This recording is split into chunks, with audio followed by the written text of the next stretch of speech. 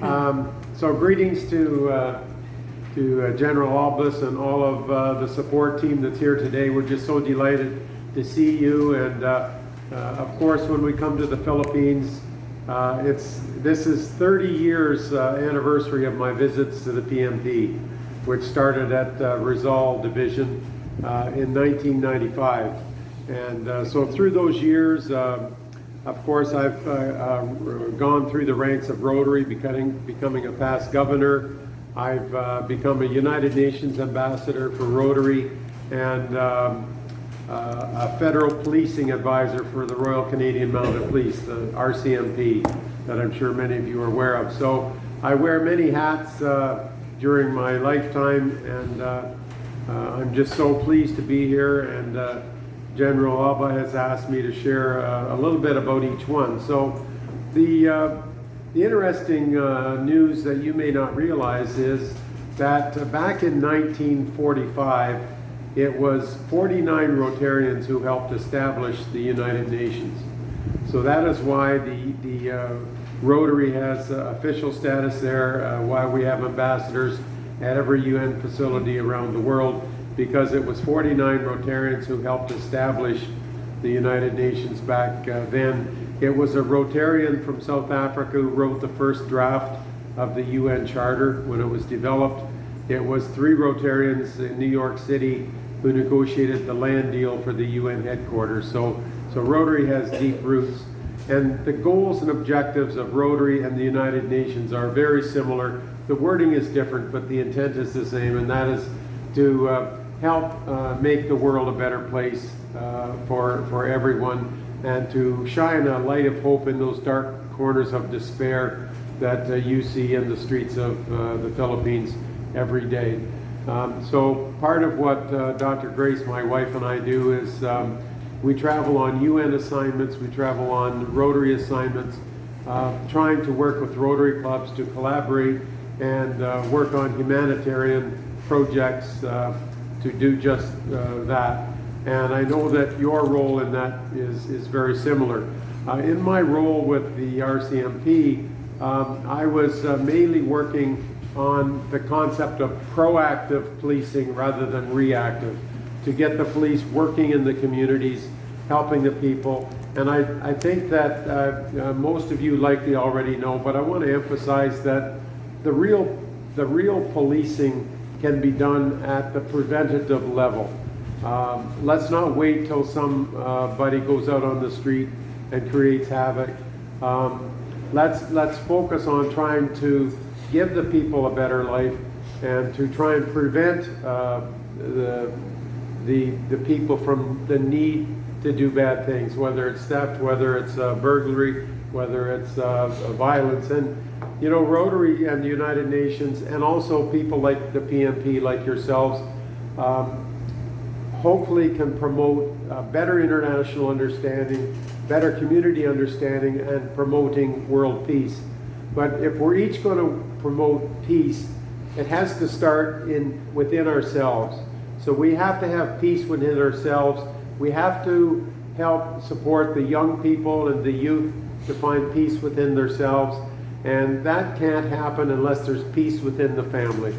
And I know that if it's anything like what we have in Canada, there's too much domestic abuse, where your officers will get a call to a home where there's been a conflict. So we can't have peace if we don't have it within ourselves. We can't have peace if we don't have it within our homes. We can't have peace if we don't have it in the streets where we live, in the schools where we live. So of course we need to be proactive in trying to work with the young offenders and the youth to teach them that bullying is not macho. How do we coach them to treat each other with respect and in friendship, and to have compassion for one another, and so eliminate the bullying in the neighborhood playgrounds, in the schools.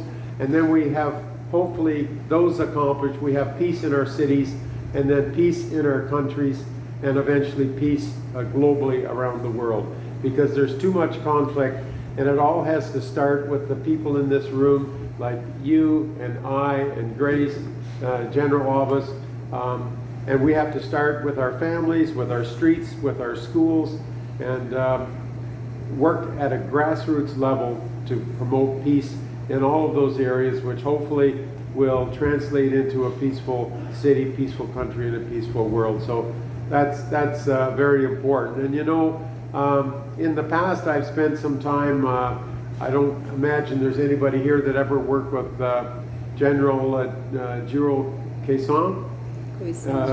Quezon. Anybody remember that name? He was the chief. He was the chief here likely 20 years ago. And they were still high school. So you were all still in high school, I'm sure. But I spent some time working with him. More recently, I spent some time working with General Gamboa when he was your most recent chief. And you know, it's a long-lasting relationship with policing all around the world to work together and help each other. And you know, I remember General Gamboa and I comparing the ways of doing things here and in Canada, and a lot of the I'll call it, we have a process in Canada, and I know you do here, for people to complain or to register complaints about the PNP. And when we did some research, when I was a police commissioner before becoming a federal policing advisor, part of the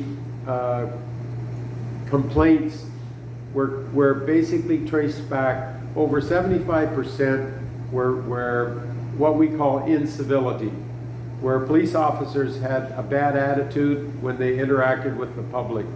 And they were okay, but sometimes police officers, when they put their hat on, they get too macho, and they become too bullyish. They become arrogant, and they do not treat the public with respect. And so I would encourage you that in your communications, in the work that you do in your public relations area, that you really do encourage your officers out on the street to be polite, be courteous, because my observation is that the officers on the street often are dealing with the lower 10% of society, and that becomes their world.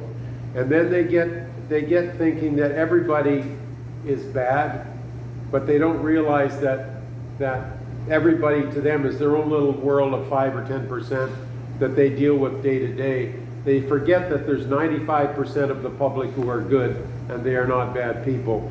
So encourage your officers and your colleagues when they're out with the public, when you're doing your communications, that give people the benefit of the doubt until proven guilty, because I think that's where the attitude comes from. It's not that the people aren't good officers, that they don't want to do a good job, but I think sometimes their vision of the public gets tarnished because of the environment of the troubled world that they're in day after day. So I think that would be an area that I know our officers, we work hard in Canada to get them to realize that not everybody they interact with is bad, and try and keep positive, treat them with respect and with compassion. And you know, you never know the world that person's in. We have, like you do here, we have a lot of hungry, we have a lot of homeless, and but you know, those people aren't bad people. They've fallen on tough times. They've become addicted to drugs or alcohol. They have mental health issues. But when we trace that back, usually there's been a trauma event that has caused them to be in that situation, and they've fallen down and they just cannot get up. And part of what we can do is show compassion and try and help lift them up. And as we say in Rotary, give them a hand out to assist them, a hand up rather than a hand out. So let's all just be aware of the situation that those people may have come from. And we feed the hungry and homeless like you do here. Every Saturday my Rotary Club does a feeding program. And they're themselves are good people, but they're just struggling and they can't get up. A while back, we did a big disaster relief project, and we rehabilitated 5 schools that were damaged in a typhoon. And So we had many people donate money to us for emergency and disaster relief purposes. And we still have a bit of surplus money remaining. And I was explaining to General Elvis that if there was a need in this community, and if we could identify a club that would partner, and obviously Major Pasquale is here representing the Camp Crame Rotary Club, if they would introduce the idea to their members, and if they worked in joint partnership with the PNP office here and come up with a needs assessment, what you need. I know you've got lots of needs. And then they could prepare what we call a global grant application. And they get training from Rotary on how to do that. And if they identify what the needs are in conjunction with you folks, then they can put in the application. Then I could ask my club in Canada and other local clubs in the area to become the international sponsors. And then jointly, we would have the Camp Crame Club here in the Philippines. We could have my club or other neighboring clubs in Canada work jointly with the PNP office and come up with a project that would assist emergency preparedness, disaster relief efforts in your area. And who knows, we might come back in a couple of years to participate in the celebration ceremony of our success. So we're open for discussion in that area. We're also looking at another project of emergency heart surgeries for youth.